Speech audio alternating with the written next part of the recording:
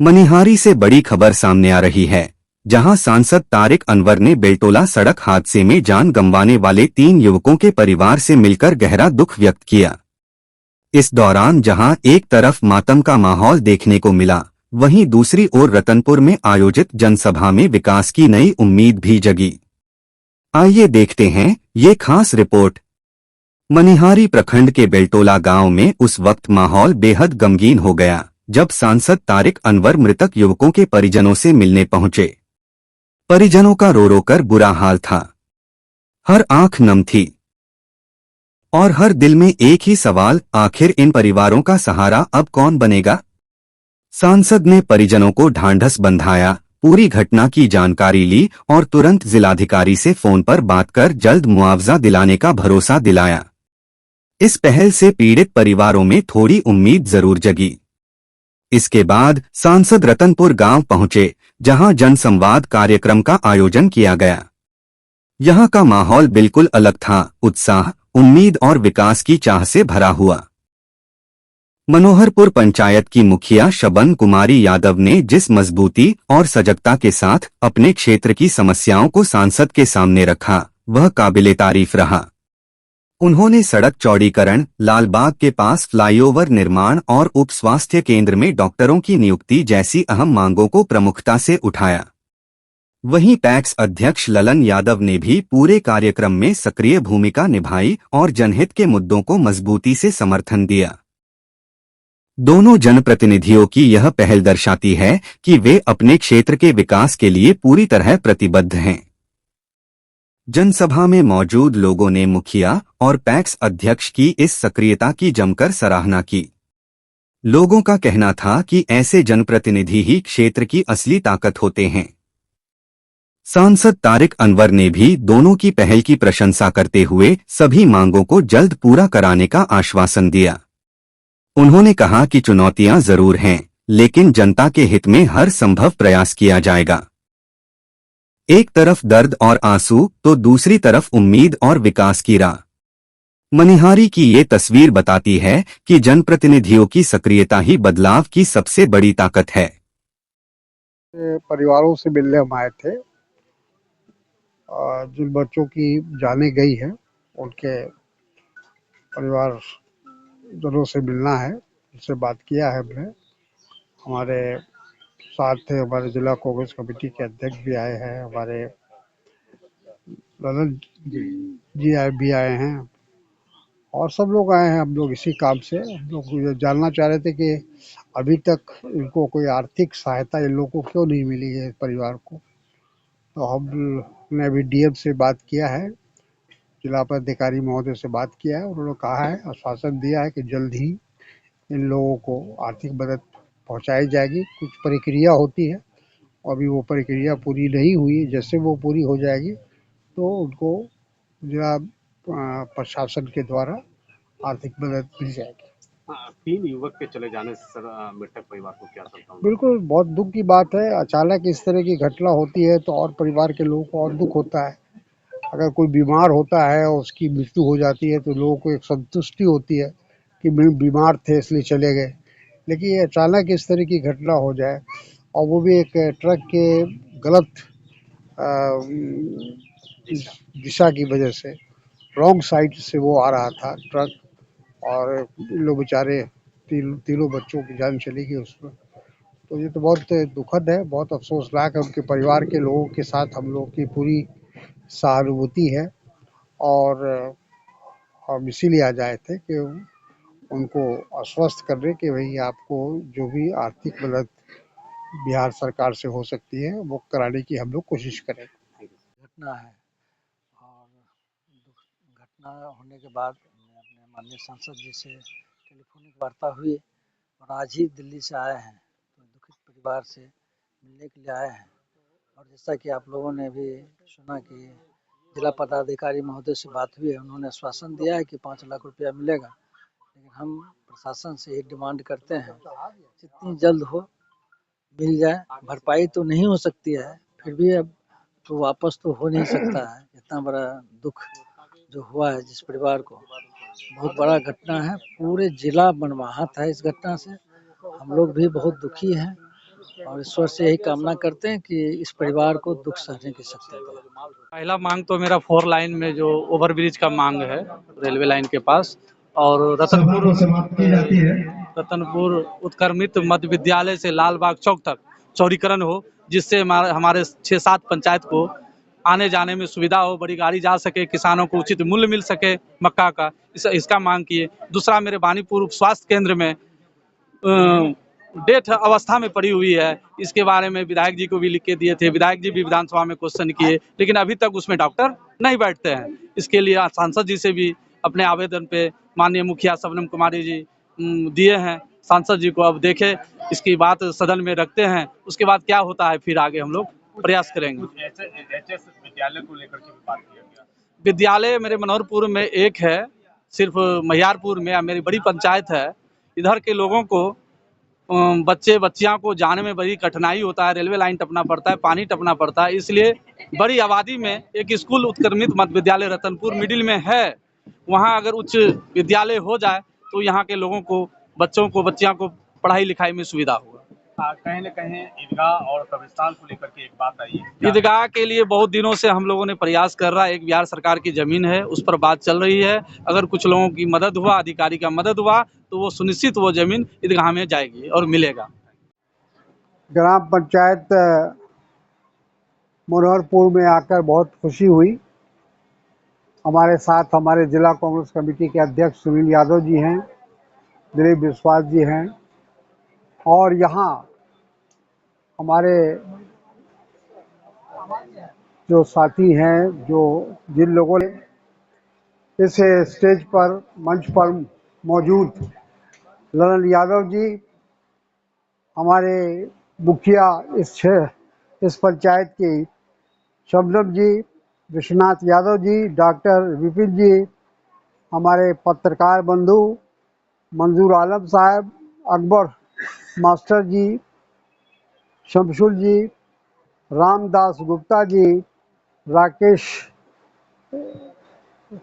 जी सरपंच, और सभी यहाँ पर जितने भी लोग महत्वपूर्ण लोग हैं जो हमारे पंचायती राज से जुड़े हुए, वो सारे लोग, और इस मनोहरपुर पंचायत के तमाम बुजुर्गों, दोस्तों, भाइयों, हमारी बहनें और नौजवान साथियों, मैं सबसे पहले ललन यादव जी को और यहाँ के स्थानीय मुखिया शबनम जी को धन्यवाद देना चाहता हूँ कि आज का ये जो जनसभा का उन्होंने आयोजन किया है और इतने सारे लोगों को यहाँ इकट्ठा किया, उसके लिए मैं उनका आभारी हूँ और धन्यवाद देता हूँ। ये सही कहा कि चुनाव के बाद मैं इस क्षेत्र में नहीं आ पाया, चुनाव से पहले ज़रूर आया था, लेकिन चुनाव के बाद मैं नहीं आ पाया, मैं इसके लिए माफ़ी चाहता हूँ। और आप सबका प्यार, आपका स्नेह, आपका आशीर्वाद, आपकी दुआएं मुझे मिली और तभी मुझे कामयाबी मिली। तो यहाँ एक बार फिर आपने कटिहार ज़िले की जिम्मेदारी, कटिहार संसदीय क्षेत्र का दायित्व आपने मुझे सौंपा है। मेरी पूरी कोशिश रहती है, मेरा प्रयास रहता है कि कटिहार से संबंधित जो भी समस्या है, जो भी विकास संबंधी योजनाएं हैं, उन सबको ज़मीन पर उतारने का काम हम करते हैं। आपकी आवाज़ को पार्लियामेंट के अंदर, लोकसभा के अंदर पहुंचाने का काम भी हम करते हैं, लेकिन समस्याएं अनेक हैं। अभी आप लोगों ने एक समस्या जो ललन जी ने दिया है, उसमें निवेदन पूर्वक उन्होंने कहा है कि उत्क्रमित मध्य विद्यालय रतनपुर से लालबाग चौक तक सड़क चौड़ीकरण और लालबाग के निकट रेलवे क्रॉस मिनी शेड लगाया जा रहा है, जिससे उस क्षेत्र में बड़ी ट्रक को आने में दिक्कत होगी, बड़े वाहन को आने में दिक्कत होगी। तो ये बातें इन्होंने मेरी नोटिस में लाया है, मैं देखूंगा और कोशिश करूंगा कि ये समस्या, जो आपकी समस्या और आपकी समस्या मेरी समस्या है, तो उसका समाधान जल्द से जल्द हो, ये हमारी कोशिश रहेगी। आह, कटाव की बात भी आई। कटाव का मामला तो सिर्फ यहाँ कटिहार जिले का नहीं है, पूरे सीमांचल का है। और इसकी भी आवाज़ हमने पार्लियामेंट में, लोकसभा में उठाई है कई बार। और हमारा प्रयास रहता है कि कटाव से जुड़ी हुई जो भी समस्या है उसका निदान हो। लेकिन ये आप सब जानते हैं कि प्रकृति से का मुकाबला करना इतना आसान नहीं है। हम लोग कोशिश ज़रूर करते हैं। हम लोग का प्रयास रहता है कि कटाव से पहले उस क्षेत्र को सुरक्षित किया जाए। लेकिन कभी होता है, कभी नहीं हो पाता है।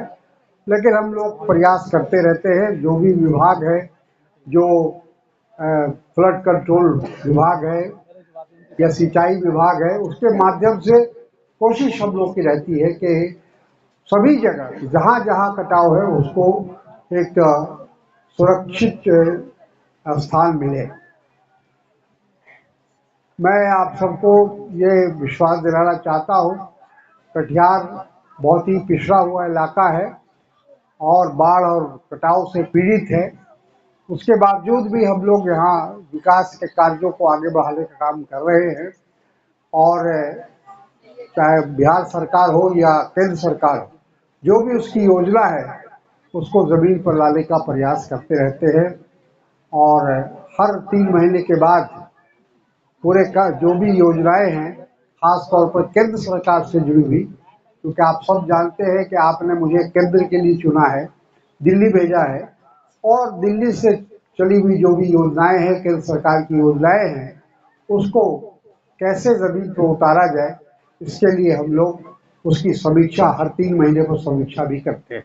तमाम जो पदाधिकारी हैं अलग अलग विभाग के, उनको उसमें बुलाया जाता है और सवाल जवाब होता है। उनसे पूछा जाता है कि ये काम अपने निर्धारित समय में क्यों नहीं हुआ, और उन पर दबाव हम लोग बनाए रखते हैं। तो मैं आपको यही विश्वास दिलाऊंगा कि जिस उम्मीद और आशा के साथ आप सब लोगों ने, बनौरपुर के जनता ने, यहाँ के बुजुर्गों ने जो हमें जिम्मेदारी सौंपी है, जो दायित्व सौंपा है, उसको हम पूरी तरह ईमानदारी के साथ निभाने का प्रयास करते हैं।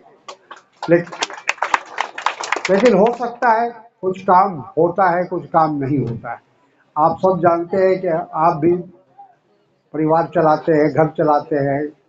मैडम मुखिया है, वो पूरा पंचायत की देखभाल करती है। तो हर जो जनप्रतिनिधि होता है उसका प्रयास, कोशिश ये होती है कि हम अधिक से अधिक योजनाओं को अपने क्षेत्र में लाएं। तो हमारा भी यही प्रयास रहता है, चाहे वो रेल से संबंधित हो, वो मुख्य सड़क से संबंधित हो, क्योंकि जो केंद्र के द्वारा संचालित जो योजनाएं हैं, वो चाहे या तो रेलवे है या फिर वो राष्ट्रीय मार्ग है जिसको आप देख रहे हैं। और उसी तरह से उन क्षेत्रों में भी हम काम आगे बढ़े, क्योंकि जब बड़ा काम होता है तो उसके साथ साथ छोटे काम भी निकल आते हैं। तो इसलिए हम लोगों की कोशिश यही रहती है कि उन सब का को आगे बढ़ाया जाए। हालांकि कठिनाई है, आप सब जानते हैं कि बिहार में एनडीए की सरकार है, केंद्र में एनडीए की सरकार है, भाजपा की सरकार है। दोनों जगह हम लोग विपक्ष में हैं और विपक्ष में रहकर जो भी काम हम लोग कर पाते हैं या कोशिश करते हैं, कोई ज़रूरी नहीं कि सारा काम पूरा हो जाए। लेकिन जो भी एक राजनीतिक दबाव होना चाहिए या राजनीतिक जो पहचान हमारी है, उसको ध्यान में रखते हुए हम लोग कोशिश करते हैं कि जितना ज़्यादा से ज़्यादा हमारे राज्य सरकार से जुड़े हुए काम हो। हालांकि वो सीधे तौर पर हमारे सामने नहीं, हमारे अधीन नहीं आता है।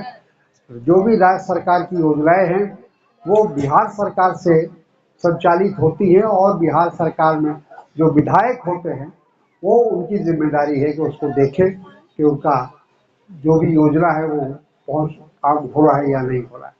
तो मैं आपको यही विश्वास दिलाऊंगा कि मैं हर तरह से, मेरा यही प्रयास रहता है, छोटा काम हो, बड़ा काम हो, सभी कामों को जो जनता से जुड़ा हुआ है, जो जनता के लिए आवश्यक है, उन कामों को पूरा कराने के लिए हम लोग कोशिश करते रहते हैं।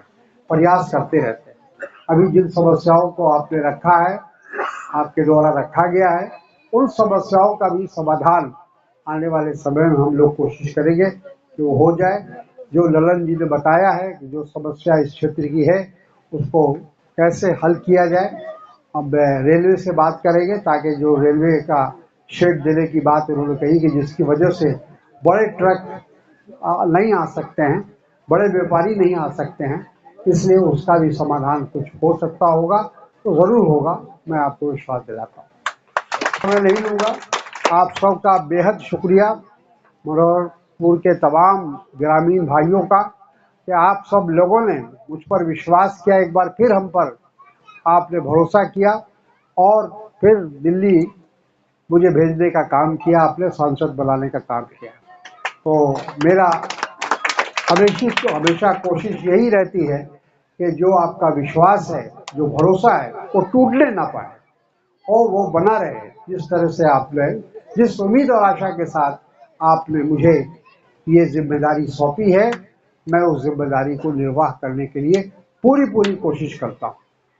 तो इन्हीं बातों के साथ मैं डॉक्टर के बारे में बोला अभी बता रहे हैं ललन जी कि यहाँ डॉक्टर नहीं बैठा है, 3 नंबर उप स्वास्थ्य केंद्र बानीपुर में डॉक्टर नहीं बैठने के कारण, देखिए जहाँ तक अब हम अभी बोलेंगे तो लोग कहेंगे कि भाई चूँकि हम विपक्ष में इसलिए बोल रहे हैं, लेकिन सच्चाई ये है कि बिहार सरकार का जो काम करने का जो तरीका है वो ठीक नहीं, खास के स्वास्थ्य के क्षेत्र में जितने डॉक्टर चाहिए, जितने टेक्नीशियन चाहिए या जितने कर्मचारी चाहिए वो नहीं है। और नतीजा ये है कि लोगों को वो मुसीबत झेलनी पड़ती है। तो हम बिहार सरकार के नोटिस पे या स्वास्थ्य विभाग के नोटिस पे ये बात लाएंगे कि यहाँ डॉक्टर नहीं आते हैं और जो स्वास्थ्य केंद्र है उनको आना चाहिए। अगर उनकी ड्यूटी है, अगर उनको जिम्मेदारी दी गई है तो उनको आना चाहिए। उस बात को हम लोग यहाँ जो जिला स्तर के जो स्वास्थ्य विभाग के पदाधिकारी है उनसे बातचीत करेंगे और उनके नोटिस पे लाए। आपको देना समय नहीं लूँगा आप लोगों का, आप लोग आए इस गर्मी में, धूप में, हमारी बहनें भी आई और भी लोग आए, सभी लोगों का मैं बेहद शुक्रगुजार हूँ। मैं बहुत धन्यवाद देता हूँ और इसी तरह आपका आशीर्वाद बना रहे, यही हम आपसे अपील करेंगे, यही गुजारिश करेंगे। तो